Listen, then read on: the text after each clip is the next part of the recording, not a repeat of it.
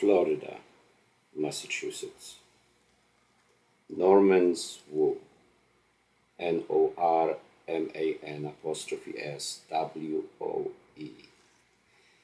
It's not a public area right now, and it's also known as Easter Point Lighthouse. It was a place for wreckers and smugglers. And those days, wreckers were people that would lure the ships onto the rocks by displaying false lights, tricking the ships to wreck and to be destroyed, and for the sailors and people on the ship basically would die. And in most cases, if they would not, they would be killed by the wreckers. It was a horrible, horrible trade, and it often was a community affair. It was the culture from which the saying was coined: finders keepers, losers weepers. And as an interesting side note, the term wrecker was used in the old days. Originally, it was a person who would search for ships that were already wrecked, would not cause them to be wrecked. But the term ended up wreckers for people who would lure the ships and murder the survivors. Unfortunately, it was widespread in this area. And this is the reason why there was a great resistance to the building of lighthouses, because it would cut down on the wrecking economic boom that many coastal towns, villages, communities. So right in the same area of Cape Ann was North Atlantic Grand Banks. Those are considered the most dangerous waters in the world. Over 10,000 men have been lost at sea here, and mostly fishermen from Gloucester, Massachusetts, work those dangerous waters. And so it is no wonder that many tales of hunting and lost treasure occur in those lonely but very important shores. In 1899, we know that 3 schooners were wrecked on Norman's Woe, which is another name for North Atlantic Grand Banks. We know that Hesperus, the Ellen M. Gleason, and the L.C.M. Smith were wrecked there. Now we're gonna stay in this area of Cape Ann, and another interesting place is called Snake Island. Now, Snake Island, we have some historical evidence that in 1704, pirate John Quelch had buried a large amount of gold right on Snake Island off of Cape Ann. And treasure hunters did find a small amount of coins.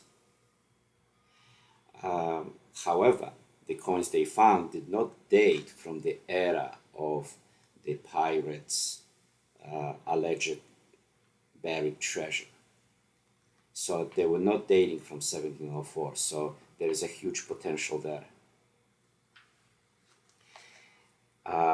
Staying around the same area, we will go to Tarpaulin Cove, Tarpaulin Cove, which is located on the east shore of Nashon Island, Naushon Island. So there is a story that Captain Kidd stopped here on one of his last voyages before he was captured, and that he buried treasure there.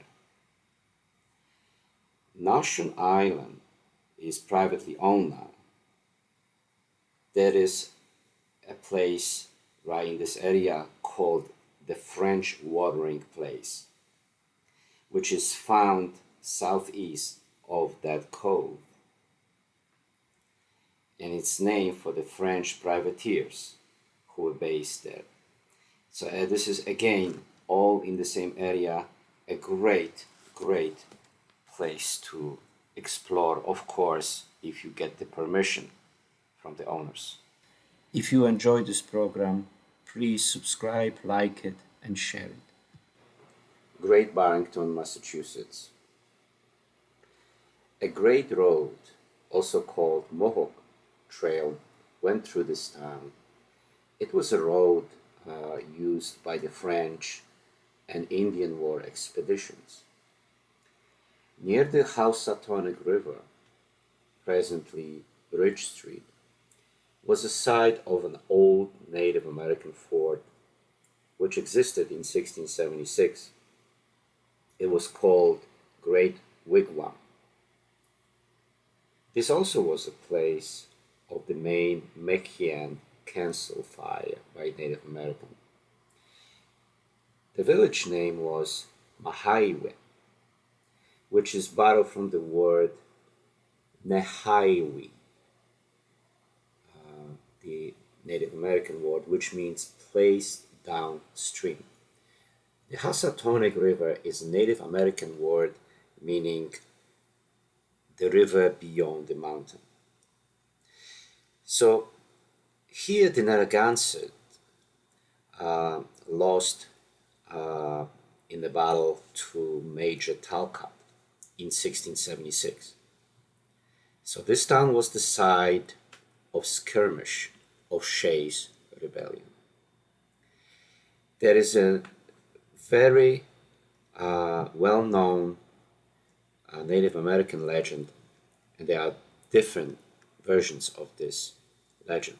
The first one is that the girl threw herself off the cliff on Monument Mountain when her love was not returned. Now this place is found in the north part of town, and it's really a rock cairn. It is an old Native American footpath. Now there is another darker version of this story, which says that this Native American girl fell in love with her cousin, and for that there was a death penalty. So she was either pushed off the cliff or she jumped because she was forced to. There are other names for this area, such as Ice Gouge or Purgatory. It is cold and freezing here all year long, so come prepared. Now the cove was created by an earthquake. So another part of this tale is that the Native American girl tried to save herself. Apparently she slipped. She tried to save herself holding onto a branch. She couldn't. And as she was plunging to her death, her screams were heard throughout the whole mountain valley. So there is another legend tells us that Kankapat, the chief of Mechians, declared the spot as a boundary of land between Mohawks and his tribe. So this rock was actually the precise place of this boundary. And this rock has a long history, most of which we don't know. And is referred to as memorial or pyramid, 6 feet to 8 feet in diameter. and it was here well before settlers arrived. And whatever happened here, this is a place where the Native Americans thought of as something absolutely of great importance. And this is another town where a robber inhabited a cave. So there is a cave here. It was also called an ice cave because, again, the ice all year long, all summer. Another place for this cave was Ice Gulch. But it is difficult to locate that cave, and lately nobody could find it. So there is a story about the cave in this area, and it could be the same one. It's called Robber's Roost. That's the name for the cave. Because on May 27, 1875, bank robbers of the Red Leary gang attempted to rob the National Mahiwe Bank and hid them. So if you are able to locate the precise location of that cave, you might be very richly rewarded. If you enjoyed this program, please subscribe, like it, and share it.